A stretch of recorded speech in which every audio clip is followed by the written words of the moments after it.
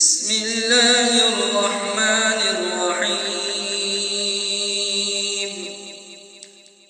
والتين والزيتون وطور سينين وهذا البلد الأمين لقد خلقنا الإنسان في أحسن تقويم ثم رددناه أسفل سافلين إلا الذين آمنوا وعملوا الصالحات فلهم أجر غير ممنون